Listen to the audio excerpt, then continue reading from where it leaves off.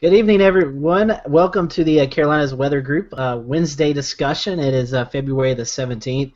I'm running the controls tonight, so I gave you a weird-looking face. That's why I was making sure we were on. So, anyways, welcome to the show tonight. We're very happy to have you, and we hope that you survived ice or snow or rain or thunderstorms or whatever else affected the Carolinas and the entire Southeast over the past week. It's been a very active week, and I'm sure if you look at all of our faces, we probably look sleep-deprived, and that's because we are. A lot of action going on here in the Southeast, and it looks like we're going to have a nice weekend before another round of storminess comes our way next week. So maybe we'll hit on that towards the end of the show. But we're happy to have you guys here tonight. We're going to be talking about WeatherFlow and exactly what that whole company is all about. We have Shea on with us tonight. You guys are familiar with Shea. He's one of our panelists, but also works for WeatherFlow. And we also have on Matt Corey with us. He's the chief meteorologist at WeatherFlow, and those guys are going to kind of give us a behind-the-scenes sneak peek of what inspired them about the company and exactly what they do and how they help everyone out. So before we do that, this is a live broadcast, so if you have any questions or comments, please feel free to send them our way via Twitter or our Facebook page. And if you're watching on the rerun of this and you want to send those questions, we'll give out the social media email addresses and all kinds of stuff at the end of the show, and you're able to submit that way as well. We'll also have this up on our podcast in the next few days, so feel free to download that. I think that's it for housekeeping rules. I think we've got everybody here except Joey and Kit. I think Kit was having some computer issues, so he may try to log in a little bit later on tonight. And Joey, I'm not sure. I haven't heard from Joey, so we hope he is all well and doing his thing. So I will pass it around to our panelists right quick, kind of let them talk about what's been taking place over the past week. I know it's been very active. I'm going to start off in eastern Tennessee with my good buddy Ricky Matthews, who has dealt with a lot of snow up there. Right, Ricky?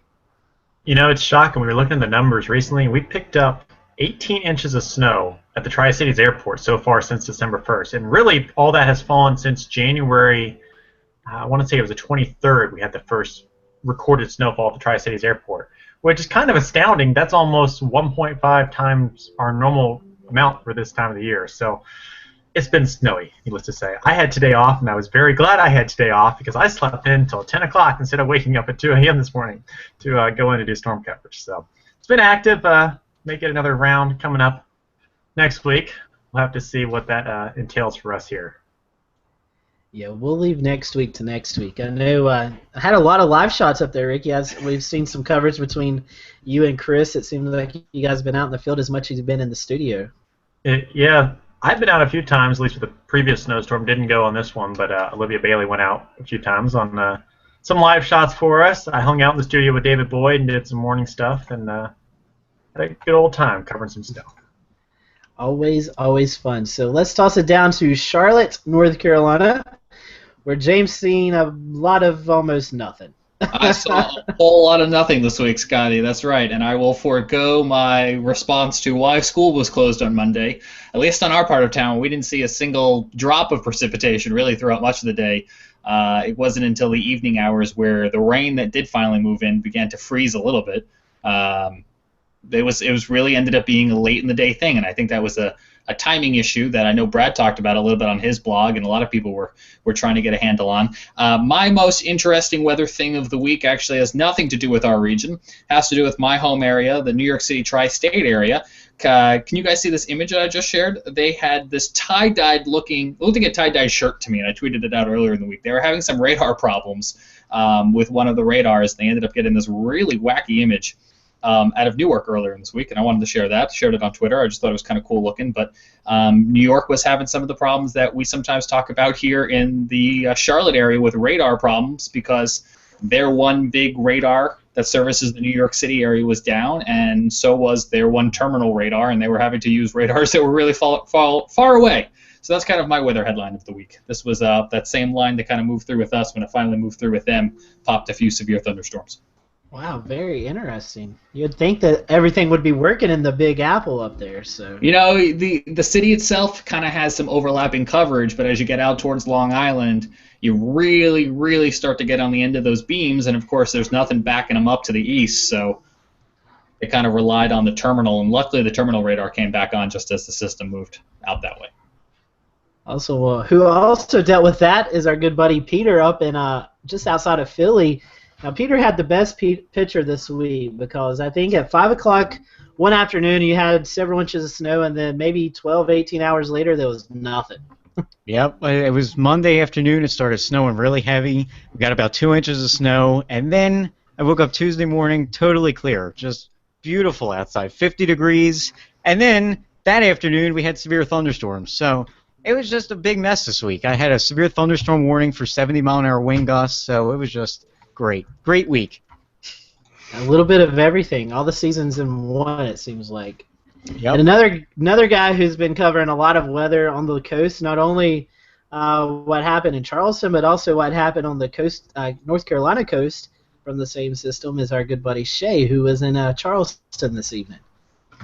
Yeah, that's right. Yeah, we've had quite an interesting spell of weather here ourselves. We've had some cold air, and then a lot of warm air rushing in with it as high pressure to the north set up in the Atlantic. So we've had a warm front sort of stall on the coastline, and once it finally moved, it really brought in that Gulf Stream air along the coast with it. So let me see if I can share a screen here, and I'll show you what we saw on radar.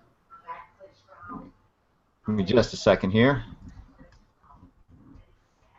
So what happened was MCV spawned out of the Gulf Stream, and overnight there was lots of little water spouting events going on out there, and so what you're seeing here is a very strong MCV with a vortex signature, and pretty strong at that. And this was heading up the coastline in Wilmington at about 7 o'clock in the morning, and it just pretty much made landfall right where Fort Macon is. So if I can find one of our readings that we got with it, and this is where it made landfall. The highest station recording was at our Hurricane Network station at Fort Macon, and we got 80-mile-an-hour winds. So once that thing made landfall, it continued to the northeast, and there was EF1 tornado was actually confirmed by the National Weather Service Moorhead, and so that was pretty interesting to watch. But I mean, it's been a pretty wild ride here in the southeast as far as cold weather and then warm weather, and now we're on the upscale and looking at some spring-like temperatures for this weekend. So looking good, at least until the next Arctic pulse. Yeah, it was very active, and as you guys know, I live in the foothills of North Carolina, and we saw a little bit of snow actually Sunday morning, and that was kind of a surprise. Overachieving Clipper system that was up in Ricky's area actually made it over the mountains and gave us some snow here in the foothills and Piedmont. And then Monday, it was just really cold. We started off around 20 degrees, had some overrunning moisture with drizzle and light freezing rain and sleet. And then as the day went on, the temperature didn't budge. We had the main line of rain move through our area about from 9 o'clock to about midnight, and all below freezing. And we picked up anywhere between 4/10 to a half an inch of ice up in the foothills, and a lot of power outages up here, a lot of accidents, goodness, just everything. Interstates were shut down, roads were shut down, hospitals were without power.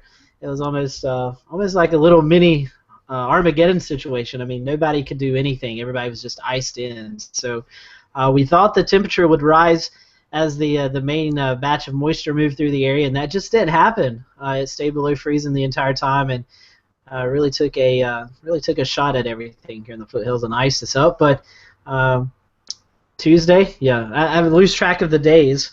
Tuesday, we started off with a half an inch of ice, and by lunchtime it was 53, 54 degrees, and you could hardly tell we had anything. So very dynamic weather situation. So well, I'm glad somebody got a winter storm.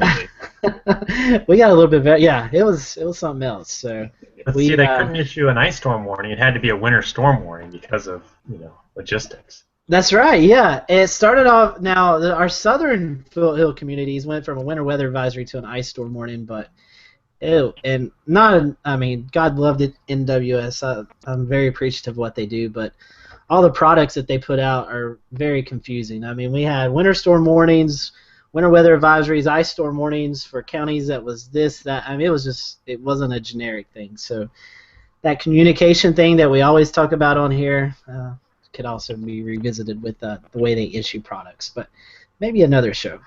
With that, I'm going to hand it over to Ricky. He can start our interview tonight, and we'll go from there. Alrighty, sounds good, Scotty. And as many of you guys who have been watching our show for a while already know, we do have Shea joining us on a regular basis with WeatherFlow and Wind Alert, and we're glad to have him back tonight to talk a little bit about the company as a whole and kind of what you guys do. And we'll segue into that and let you guys kind of introduce yourselves, both of you, and tell us a little bit about the company, kind of the background, and how you guys got into it. That's on you, Matt. And Matt, we'll let you go first there. Oh, sorry. Yeah, well, good evening. Thanks for having me on the show tonight. There's lots of good things about you guys. Privileged to be here. I'm sitting in a hotel in Houston here. I'm going to meet with the Weather Service and a couple of potential hosts for putting in some more hurricane stations around this area. That's what I do. The WeatherFlow, I guess, you know, who we are, what do we do? We were started in 2000, and we've grown slowly since then. Our biggest, I guess you could say, the thing we're known for the most is our Mesonet. We've grown our Mesonet up to around 440 stations now. About 90 of those are hurricane hardened stations, which Shane has already said a couple times on this meeting.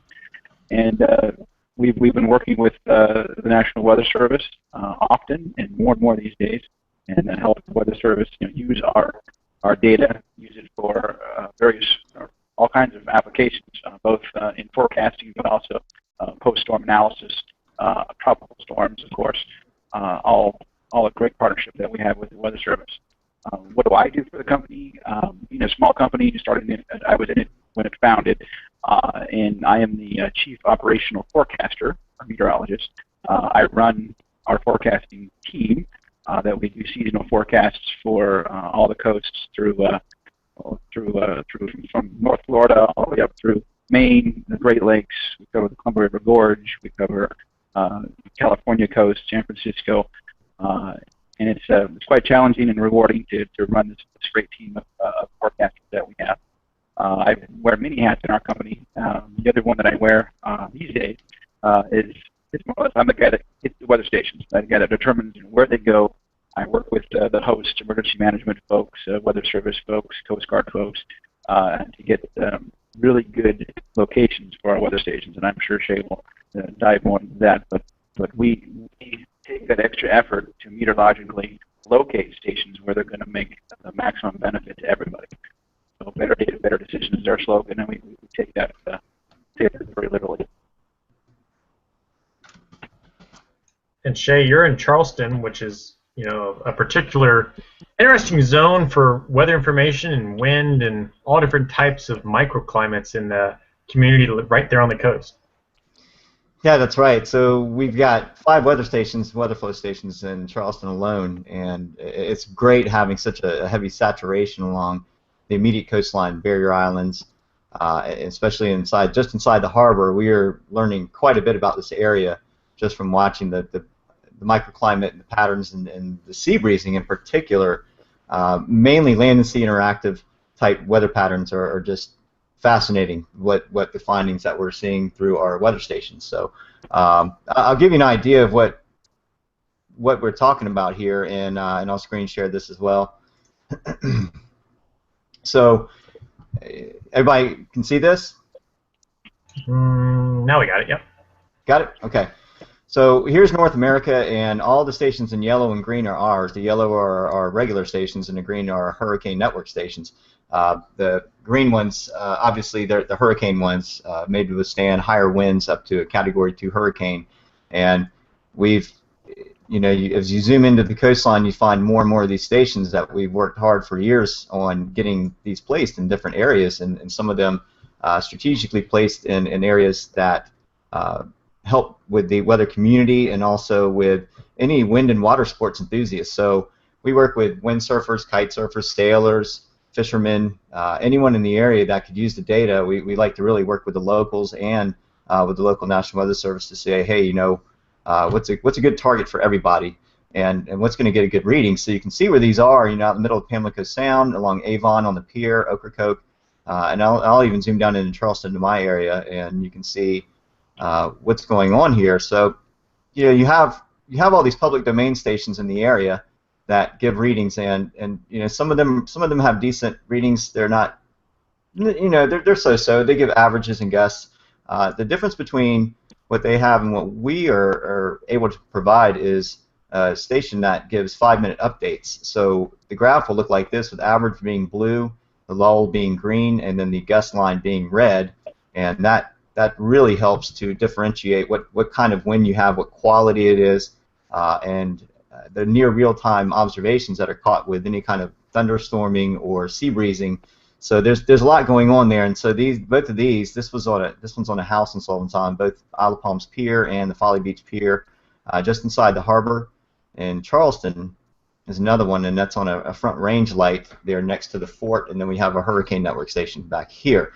So the great thing about having this many stations in an area is that you really can learn a lot. Like you said, Rick, you're bringing up microclimate, and that's exactly the very thing that we forecast for. So our forecasting team, we're all over the country. I do the Southeast region. I was brought into WeatherFlow in 2012 to do wind forecasting from Cedar Island, North Carolina, down to Jekyll Island, Georgia, and that completed the Southeast region. And then we go on up the East Coast, up all the way to New York, Maine, and over to Lake Ontario, and then we also do the West Coast as well. So most of our stations you'll see along the coastal United States, and we go down into the Keys and parts of U.S. territories down into the Puerto Rico and U.S. Virgin Islands area. So there's a few stations peppered throughout that area. We do have the West Coast, we have Texas, we go all the way into Oregon and Hood River, and we have a nice little daisy chain of stations that goes through there, and our forecasters really nailed this area as those winds funnel through Hood River. So that's a really popular spot for windsurfing, kiteboarding, and it's also a very dangerous area because it is a boating channel as well. So that's pretty much the gist on our Mesonet as far as stations go. Our entire network consists of about 50,000 stations worldwide. So we, as you zoom out across the world, I apologize, my internet speed's probably a little bit low to be handling so much activity here. But you can see all the station readings, and each one will provide you key information. We even have one here in Hawaii. So we're like I said, we stick with North American territories, U.S. territories mainly, and really try to get this information as close to the user as possible. So our products that we have available for people to use would be like the shirt I'm wearing, Wind Alert, and then let me get back to Stop Share. We also have iKiteSurf for the kite surfers. We have SailFlow for the sailors, Fish Weather for fishermen, and iWindsurf for the windsurfers.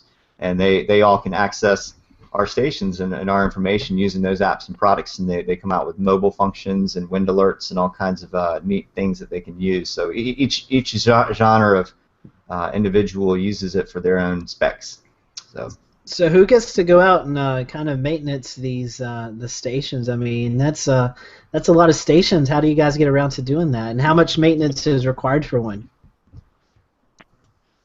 We have a team of maintenance guys, our engineers. They're up in Massachusetts, and that's a good segue there. We actually build, design, build, manufacture, and install all of our own stations. So we don't use over-the-shelf stuff. Our stuff is just quite proprietary to us, and our engineer has been doing this since '87. He's been making things, so he's very good at what he does. And our stations have a maximum uptime, but they do go down occasionally. And we have our team in Massachusetts gets a lot of frequent flyer miles because they're traveling all over the country to get these stations up whenever they can. So it's a two-sided. Make sure they don't go down, and if they do go down, get there as soon as possible. was going to say, it looks like it'd be a pretty nice job to have. It looks like you have some very good locations for those, so you get to see a lot of the country. The irony is, I've done some myself. You go to some really great places, but guess what you're doing there? You're working. Right. So. But it keeps the tan up for sure, going out there on the water. So, Matt, from a forecasting standpoint, you guys have all these different stations all across the nation and even in a lot of the water, obviously. How does that kind of help you forecast a lot of these microclimates and different things that maybe, we're not that in tune to? Maybe the normal person doesn't think, hey, this is something that's needed to be forecast on a daily basis. Sure. We put these stations in mainly where clients wanted them, but also where they make the most meteorological sense. And I'll never tell my team we know it all. We're always learning more from our own Mesonet, and that's the most powerful tool that we have for our forecasting, because we don't fire and forget. We're always looking at what's going on every day. It will tell you he's locked to his app every day when he does the forecast. And we special update for our forecast. And we're one of the only ones that actually puts it. There's a feedback on our forecasts where our clients will actually have direct access to us. And we get some pretty colorful access to that feedback system. But it's very constructive. Our clients are telling us, hey, you're there, and we're learning from our mistakes. The number one thing is our Mesonet. Our sensors are located on additional 8 years, days, places where it really makes a difference. That's really what's happening there, ground truth. And learn from our mistakes. And next time we see the pattern setting up, we also have a conference calls every other week. Our team does, and it's kind of like the old in the kindergarten kind of thing. Everybody needs to bring something to share. But we do that. Our team, we're so dispersed that we bring something every week and share it, and the blogs that Shea shares occasionally are part of that. But everybody, we're trying to make a collective knowledge base through our forecasters to know, when we mess up, when we make a mistake, what did we learn from that? And our Mesonet is a strong part of that in verifying what happens.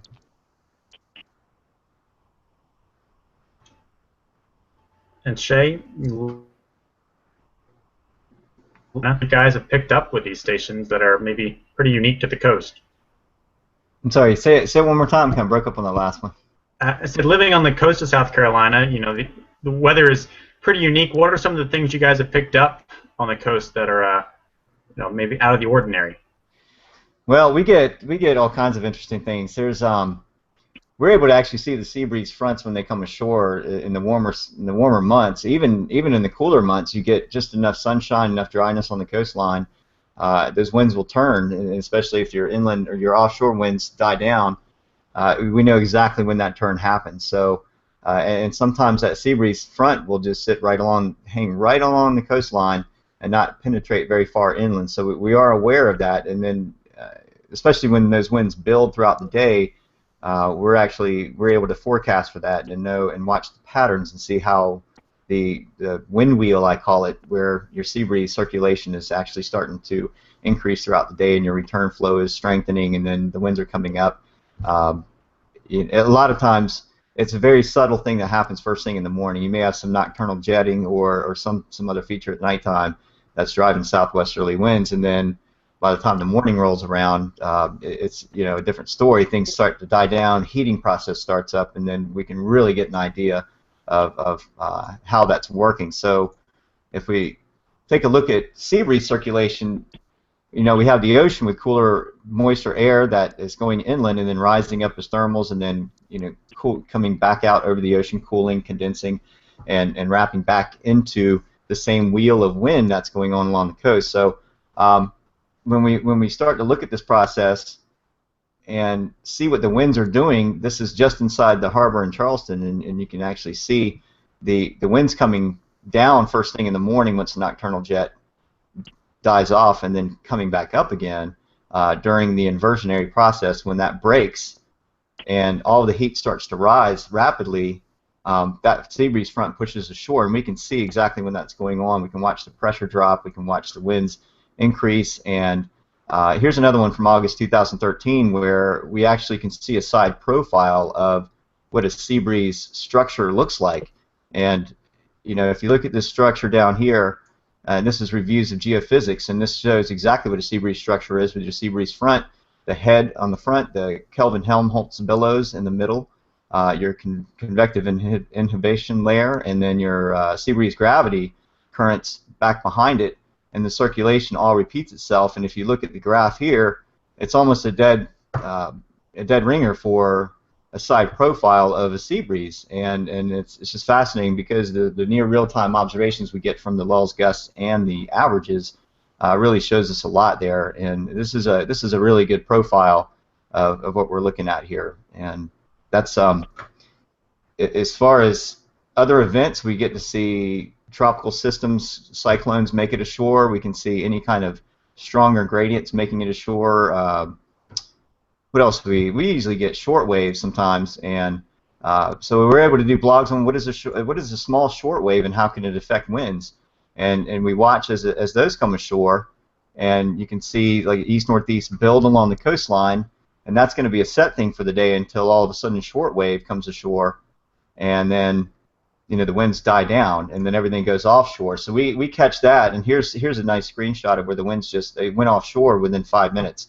And so those are important factors when you're talking about individuals that are using, say, I kite surf or I windsurf. They're using the coastline as a safety net, and then all of a sudden the winds are shifting offshore. We can get the word out immediately. Hey,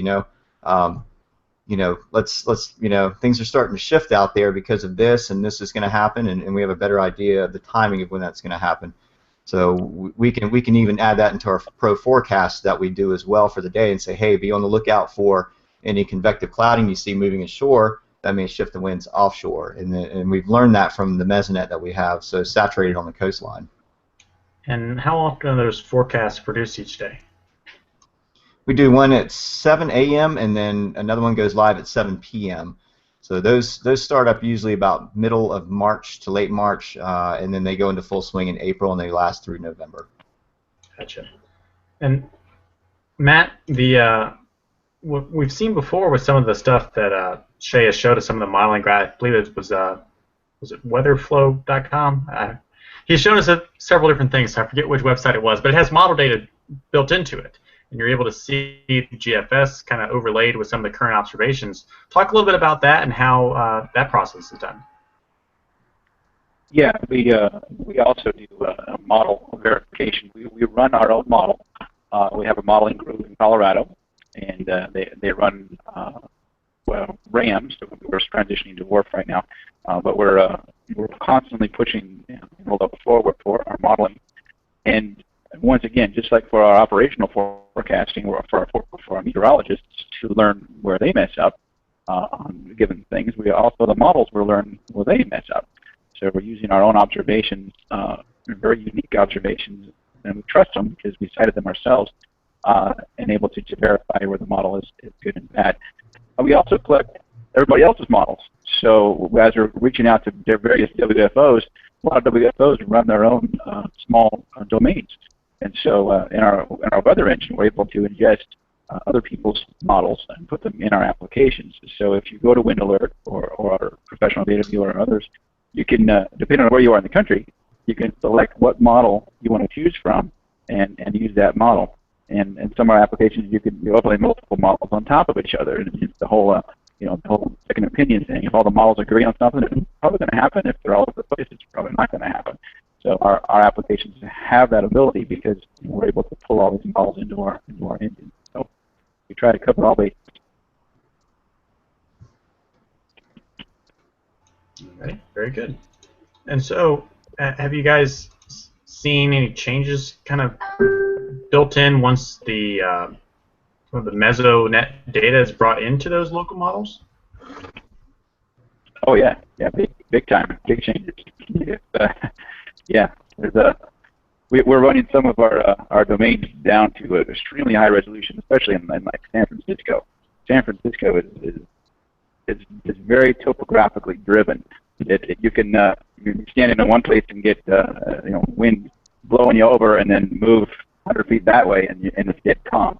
And without our Mesonet, we're not able to pinpoint exactly where the gaps are and how things are going in through that area. So yeah, we use it all the time to improve the model. Shea, for a particular location, is there a number of stations you guys want to have there, or is it the more the merrier? The more the merrier. Everybody loves more data. Can't go wrong. Of course. So when we talk about, on the coast, those hurricane stations, talk a bit about how those vary from the regular stations, and are they only in hurricane locations? Were they asked to be put there for a reason? Yeah, the hurricane stations, they're specifically designed to withstand up to a Cat 3 hurricane, and we've tested them in the wind tunnels, and we've got all kinds of engineering certifications on it, and we know they're going to stand up to the storm. Mostly they are installed on dedicated concrete poles, and my job is to go convince people that they want to put a concrete pole in their yard, which is a difficult job to do. But get the pole in the yard, the pole will stand up to 200 mile per hour winds, and the weather stations that we put on there, they're solar powered, they use cell transmissions, they have backup storage in it, so they'll store up to, I believe, 2 weeks before we have to get there to get the data off of it. So we've hopefully thought of everything and getting these things going, and so far they've batted 1,000. Every storm that they've been in, they've been online 100%. And the irony is after we installed it, the initial installation of the hurricane network was 100 stations in 2008, and there hasn't been a major hurricane landfall since we installed it. So we changed it to the Hurricane Deterrent Network or some other name on it because we haven't had a big storm. Not that we want one, but it's there, and we use it often. So keep installing is what you're trying to tell me. Keep putting them in along the coastlines. So have you guys found anything unique with that type of data, with the tropical information that's gained from these sensors? Yes, we had a really good snapshot from Hurricane Arthur in 2014.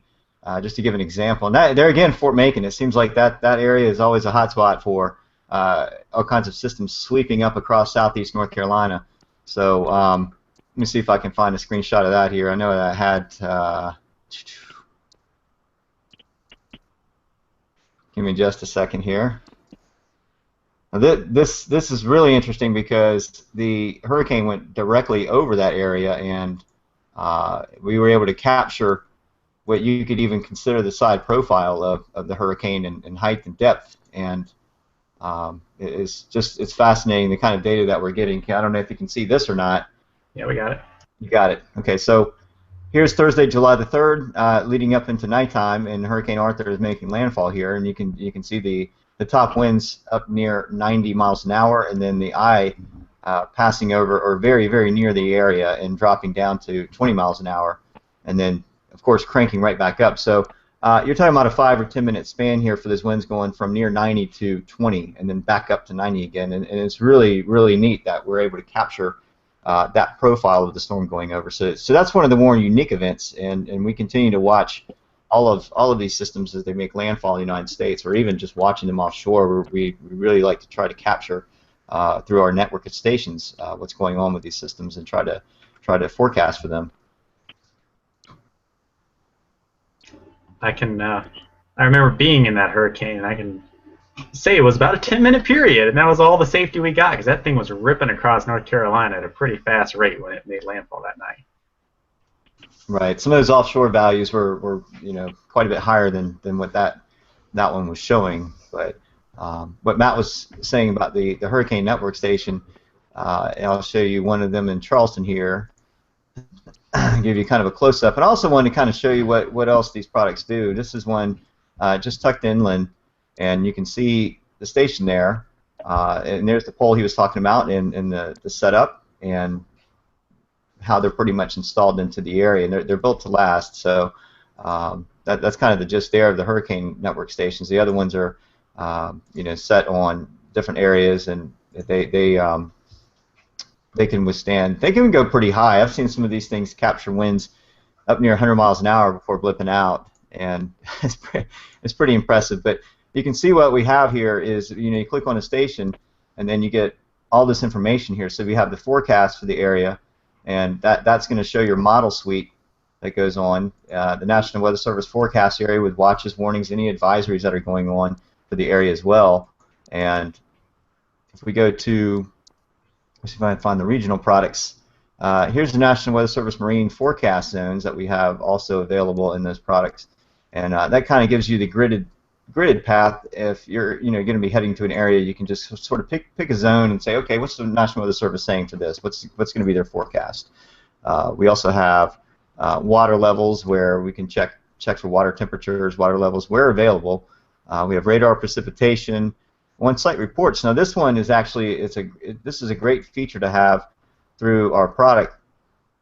From Wind Alert, iKitesurf, all of those products, they all use what we have. We have the wind meter, which plugs into a phone, and you can capture a interval of wind and then push share, and it goes out to an on-site report anywhere in the world. Wherever you are, it's going to give that report of the wind and direction. And we also have a weather meter, which does a lot more, and I'll get to that in just a second. But these on-site reports are great for people that want to share information anywhere. And if we zoom out all over the country, you can see these on-site reports from where people have actually taken their readings, and they automatically are uploaded right into the products and apps. And they can pretty much, you can tweet those out, Facebook them, and as you can see, they're global, so they go all over the world. So I have a cool question while you're showing that, Shea. Just thinking out loud here. Say I know some of the storm chasers out in the Midwest, they're able to have mobile weather stations. Is this a weather station that can do that?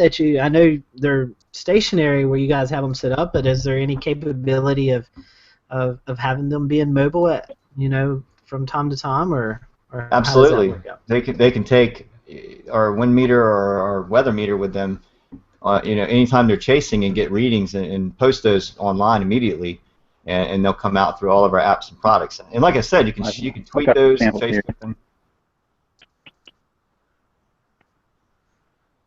Sorry, go ahead, Ricky. I think Mike was trying to say something, or Matt was trying to say this. Excuse me. Oh yeah, I brought this my shameless promotion. So since you're asking, this is the wind meter that we were launched about 2 or 3 years ago, and it plugs into your smartphone, and the smartphone in your phone to hold up. And just this year we launched this to your phone, and this one gets wind speed,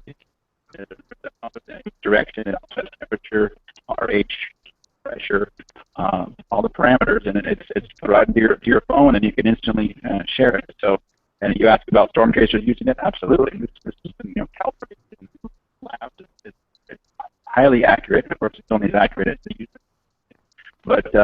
But you can share it instantly through the apps and have it available. So yeah, it's a great application for it. Right, and Matt, I'm gonna go ahead and screen share the website view of this for everyone to see just what we're talking about. So we have the wind meter, and then the weather meter, which is our newest one. And then if you look at the specs down here, you can get temperature, relative humidity, pressure, dew point, heat index, wind chill, and of course with Bluetooth connection with the phone, where you don't actually have to plug it in. So these are very handy tools for anyone to use, and especially storm chasers. I'm sure that some of them would get a real kick out of it, out of what the readings that they would find, and also it would help others do their efforts for knowing what their on-site reports were showing. Yeah, I was just thinking that would be great for storm chasing, or if you have a meteorologist out in the field covering a story or something like that. That would be that'd be very useful.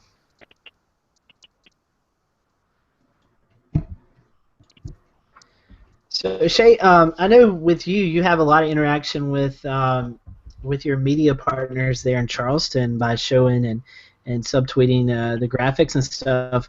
How have you guys been able to work together there in the Charleston area with WeatherFlow and Wind Alert?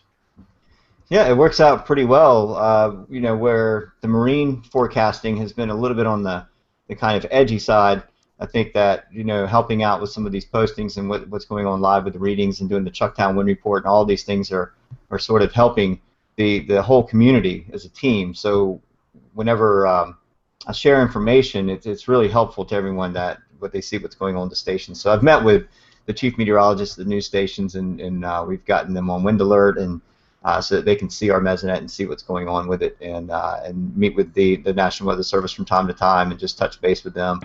And everybody it's extremely helpful for this area, and the local newspaper, Post and Courier, actually has sort of included WeatherFlow in a lot of their stories that they've been doing lately. So we've definitely been helping and making a mark on the map with the company and what we have to offer.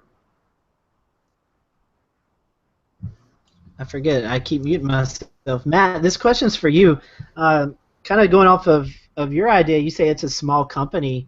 What made you guys want to get into doing this? I mean, what was the whole backside of the story of why you wanted to start a company like this? Just saw a niche, saw a need there. The classic weather stations. This was back in the late '90s to the 2000s. The classic weather station that you would have would be one that would be at an airport or a buoy that's offshore. And for a lot of coastal recreational folks, the wind that happens right there is very different than those would be. So people would run down there to do their activity, and it would be very different than what the forecast called for, and very different what the observations were. So our entrepreneurs, the guy talked about making these weather stations, was able to make intelligent weather stations located at the beach. And ever since then, he continues to work on improving the technology for our weather stations. And obviously, it got recognized by government officials and government folks and other parties. And we've just been expanding the network ever since then, and improving the technology and improving the reliability. And it is pretty rewarding. I mean, we're doing something that is making a difference. We're putting stations in that are high quality. They last through the storms. They don't go down. And believe it or not, especially with the hurricane networks, or hurricane in general, when a storm comes ashore, one of the first things it knocks out is the weather network. So there's very few actual observations of landfalling storms. And so that's one of the things that we've been focused on. And we're also forging partnerships. And we've talked about the Weather Service often, the Coast Guard, others, and they're all working with us. And we're all about public-private partnerships and when working with the agencies, because it's all benefiting everybody as we go forward. And even the hurricane networks, we actually fill in the gaps. We have a partnership with University of Florida and Texas Tech. They deploy deployable hurricane observations, and they're going to be deploying them with us, and you'll be able to see that in our applications as well. So it's rewarding to push the technology forward and know that we are making a difference to make everybody safer. That's very awesome. Very awesome. Matt, you mentioned the technology, and I'm a little bit curious. Over the years you guys have been doing this, as the technology improves, has that made your job easier? Yeah. In terms of cellular technology and the computer processing and that type of thing. Absolutely. We used to have stations with phone lines that we had to make sure the phone lines were up, and somebody was talking on the phone a long time. We can't get to our unit. We don't. So we've gone beyond that, I think, and then we went to the telemetry where you basically have two stations out. You have the land station, and you have the station out on the navigator on the remote location, and then you got to maintain two stations. And the newest technology that our team has come up with is amazing. It's all solar powered, so we don't have to worry about being on anybody's power grid. And with the GSM and their cell phone technology, you put it out there and it goes. All we got to do is get permission, and we can put it out there. And this is the marine environment we're talking about. So these stations, they got to be all sealed up. They got to use the right clamps, the right kind of mounting and everything, because it's gonna go down. You got to take that extra effort to keep them going. And just to add to that, we don't do buoys for any reason whatsoever. They pop from moorings, and then you're out of equipment. So that's a no. Yeah. We would never say no. We're talking kind of about the technology behind this. How does one go about acquiring the app that you guys have, or website and stuff like that? Well, we got windalert.com. wx.ikitesurf.com, iwindsurf.com, fishweather.com. I mean, basically each word with .com at the end, and you can find the desktop function for it, and then the apps are free to download on phones. So you just go to Google Play or the store for the Apple Store, and you can find those apps there. They're free to download and try, and there's a membership fee for those that want additional premium data, and then you can sort of dive into it from there and really get into what you need it for. So fishermen, for example, they want to get away from wind, so they may want to know where they want to go fishing. So they're going to look at possible spots that they know about that are tucked in, maybe coastal environments, and then on the good days they'll head offshore, and then they know what the trends are along the coastline, what they're coming back into. So that's always helpful. Of course, the windsurfers and the kiteboarders are looking for high winds, and so that's what they're chasing, and the sailors are looking for moderate. I'd say modest to moderate winds, and so we work with SailFlow and some of the events that go on around the country with them as well through that application.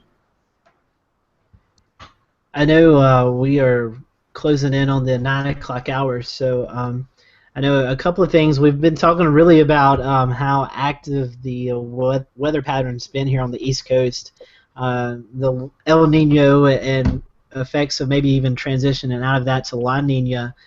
Maybe towards the end of summer into fall, and that has a lot to do with what's going on the East Coast. So, Shea, tell us a little bit about that, how you think that's going to affect the wind forecasting and what you guys do there at WeatherFlow.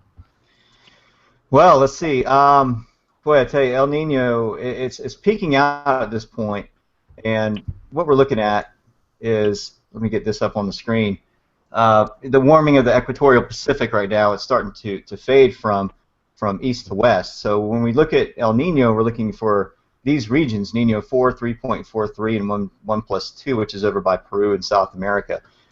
When we have a strong El Nino setup like we've had, this whole area is warm and warmer than normal by 2 to 3 degrees, which we call an anomaly. So for the audience out there, when we talk about El Nino, we look at sea surface temperature anomalies in particular. There's a lot going on behind that, subsurface warming, currents, and all kinds of conveyor belts of water, and so the idea is when there's a tropical cyclone that's supposed to cool the surface of water, and it doesn't, it actually brings warm water up.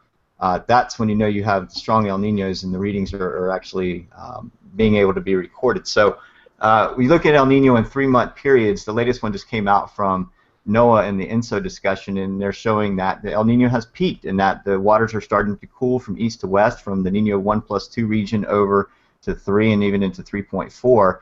And so here's our sea surface temperature anomalies, and basically what all of this means is that this area is starting to cool, and it's starting to cool rather rapidly. From the Nino 1+2 went from 1.5 degrees down to I guess about 1 degree in a small amount of time. And as that happens, we go back to what we call neutral phase, and this is the plume model of how fast the sea surface temperatures are going to drop. The months down here depict 3-month intervals, so we have April, May, June here, we have May, June, July here, June, July, August here. By this time, May, June, July, some of these models are taking it down below normal, which that means we're going to be phasing into La Nina. If that happens in that time period, then we could be looking at a stronger setup for the tropical Atlantic basin as far as tropical storms or tropical cyclones and activity goes, because it allows for the upper level shear to relax, and these storms are able to vertically stack. So that's what we're kind of looking at right now as far as the El Nino setup, is a possibility of going into a La Nina for a stronger tropical system setup for possibly this middle to late summertime and beyond, and also that provides a subtropical jet that lifts higher up along the eastern seacoast and creates stronger Bermuda highs. So when we get into what's going to happen for the East Coast for winds, I almost want to go with stronger Bermuda high setups based on that pattern, which means that we'd have stronger sea breeze potentials from Georgia all the way up through North Carolina and into Delmarva. And that's kind of what I'm calling for right now, just based on some of that criteria as we swing down into the La Nina phase. But we'll have to wait and see what happens there. But I think that's a pretty good possibility for stronger Bermuda high setups. All right, so say somebody wants to become a wind forecaster. How could they get started with that kind of thing?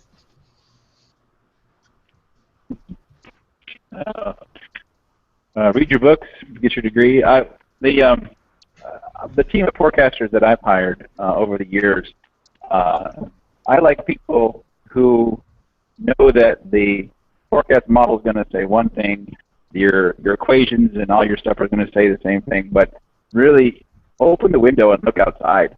You know what's going on at the beach. My forecasters, they all have some meteorological background, but I have pilots, I have sailors, I have kiteboarder folks. We have people who are actually in the weather, knowing that this is really what happens when you go out to the beach and you see the sea breezes happen.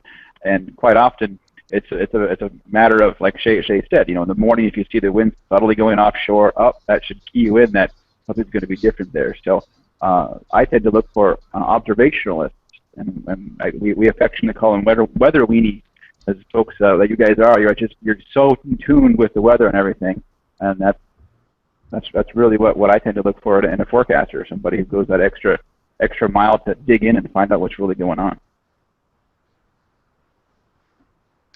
That sounds good. That sounds good. And we'll kind of take that as our final question. We normally ask our guests about what they would recommend. So we appreciate that, Matt. One thing before we kind of close up here, as we're closing in on 9 o'clock, is kind of a fun question. What is some of the craziest readings that you guys have seen on your weather stations? I know we had a group back on in November last year that was out in the Midwest, and they were talking about how lightning has struck some of the weather stations, stuff like that. What's some of the craziest stuff that you guys have both seen recorded on your Mesonets? Matt, you want to go first on that one? Yeah, challenging one, huh? Oh boy, we have all kinds of stories of maintaining weather stations in terms of observation. Well, hey, you can throw that in there too. How crazy maintaining stories. Just make it a fun question. It's a fun question. We had a station that got struck twice in the same day. That they got hit. The guys, were actually close by, went and fixed it. It was up and everything. Left and it went down again, and they went, we must have forgot something. They came back and it was hit again. So lightning does strike the same place twice. That was one thing that happened recently. What's another one? We actually had a situation in Hawaii before. I'm talking about maintaining stations. You guys all here know about the Hawaiian surfers. They're pretty territorial. They were physically threatening our technician to not put the weather station up because it would show people that the winds were good there, bringing more people to their beach. So they physically were threatened not to put that weather station up. So we never know. We never know what we're going to run into as we're going out there. That's interesting. Getting struck, the same place got struck twice in one day. That's very interesting. Yeah, I'd have to say just some of the wild wind events that we see here, even water spouting or tornadic activity, cyclonic activity, anything that convections, thunderstorms. It's really cool to see what goes on in certain areas during these convective periods and how the winds swing from one direction to another. So I think there was one day I've seen something pretty wild where we had 3 different directions of wind from 3 different microscale patterns, where you had an undulating front, and then below that you have a sea breeze working in, and then right along the front you have this convective pattern with thunderstorming, and then behind that you have a backdoor sea breeze set up, and it's just like, wow, you watch this, and the wind's all hitting 20 knots and above from their respective angles. So I think that's the most impressive thing to me, is to see, and especially the high wind events, how fast that wind comes up within the 5-minute period. So from 20 to 90.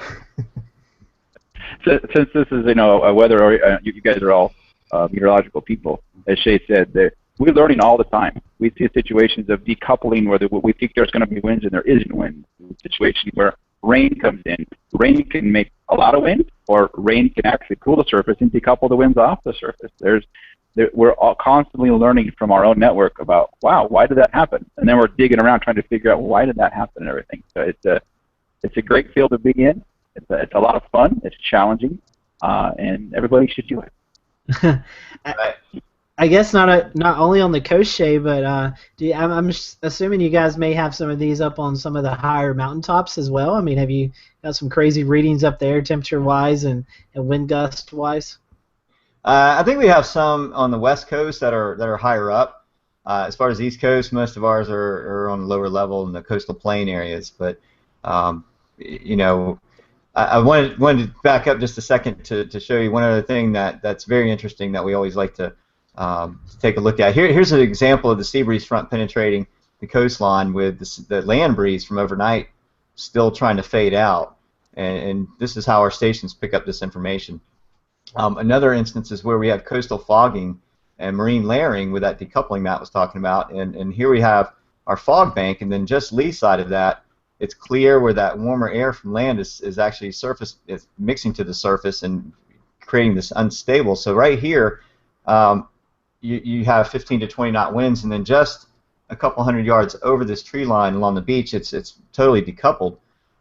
Here's an example of a fog bank approaching the Charleston Harbor, and then I'll show you another line, and you can see here what's going on. So I mean, the difference in distance between this point in the harbor and Sullivan's Island over here is maybe about 50 to 80 yards, and actually going out and riding into the marine layer or the fog bank, the winds drop off within a 50-yard. It's a very distinct line, which is why I named this blog Drawing the Line in the Water. And this is another way we can monitor to see how marine layering is acting. And here you can see 18 knots and then 9 knots within just a couple hundred yards of each other. That's pretty significant. And so we're able to actually do blogs. We're learning from it. We share this information. We say, hey, look, this is what's going on here, and we know it for a fact now because we're seeing it, and there's physical evidence to support. So it's always great to have that kind of information to share with others and teach and learn and just continue to watch and observe and see what happens. One thing I love to do every year is when does the marine layer ending? When the water temperatures come up, and so we're able to record that every year, and when the sea breeze circulations actually work out. So pretty fun.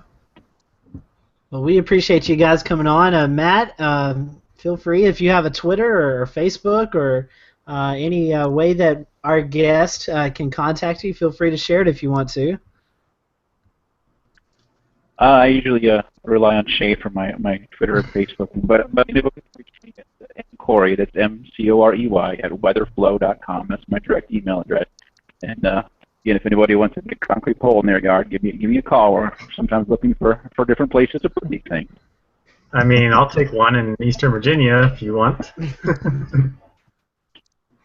Yeah, I've been trying to get with my my EM emergency manager up here to get some of your stations up here too. So maybe we can get a bigger data reach here in the Western Carolinas and Eastern Tennessee. Hey, yeah, we've looked at Mesonets up in that area, and especially Columbia CSRA area, and I've been slowly kind of talking to some people in that area. We'll see what happens. But as far as I can be reached at Twitter, WeatherFlow Chas, that's WEATHER Flow at CHAS, WeatherFlow Chas, and then also Chucktown Wind Report if anyone's ever in the Charleston area, Chucktown Wind Report, or Facebook.com/groups/Chucktown Wind Report. That's there, and also Gibson at WeatherFlow.com.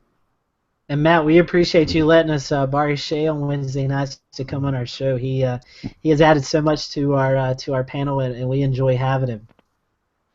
Great, I'm glad it's contributing, and yeah, Shea's been a good addition to our team, and yeah, he's really driven to be a superior weather enthusiast. So we're happy that he's on there. So use him. This is a great group. I appreciate you guys having me on here. Yeah, no problem, and good luck. Hope everything goes well in Houston while you're there. Thank you. Good weather. All right, guys. Well, it's at 9 o'clock. I'll throw this quickly out there. Expectations for next week. Anybody want to maybe not throw a forecast out there, but kind of talk about the setup as we enter the last part of February? I predict another week of me not sleeping too much on days between Monday and Wednesday. No, but it seems like there's potential once again for area of low pressure to form off the southeast coast, and as I was telling some folks on my station page earlier, it really just depends on the track, Scotty. I mean, it's what? Today's Wednesday, so 6 days out or something like that. It's the last system looked like a gigantic snowstorm for us here in Bristol, and then it kind of kept trending west and west and west. And at first, we didn't really want to believe that westward trend. And then it kept trending west, and we still got snow, but we also transitioned over to that rain at the end. So I don't know. It seems favorable again. We seem to be in that active southern stream pattern where we keep getting all these storms, just like we were really even before the cold air was in here. We were getting all those coastal lows riding up and all the rain from that. But in my opinion, it's just going to be a wait and see for the next 3 days. Hopefully this one has a little more confidence in the forecast, because it's been the best thing or the worst thing over the past 2 or 3 storms. It's like 2 days out and we still don't know. Yeah, I would agree with you there. This was a tricky storm to forecast a couple of days ago, so I do hope that it can kind of help us better predict this next one, because it's been tricky for the past few days, or past few storms. I'm sorry. Anybody else? James, Shea, Peter? I was thinking of 5 adopting inches the in Charlotte. 5 inches in Charlotte. Shea read my mind. I was thinking about adopting the Charlotte Observer method of forecasting, where you take all the possible scenarios and just throw a dart at them, and then whichever one you land on, you write a headline that says that. That's what I always do. That'll wrinkle a few eyebrows in the Charlotte media world, meteorologist-wise. So.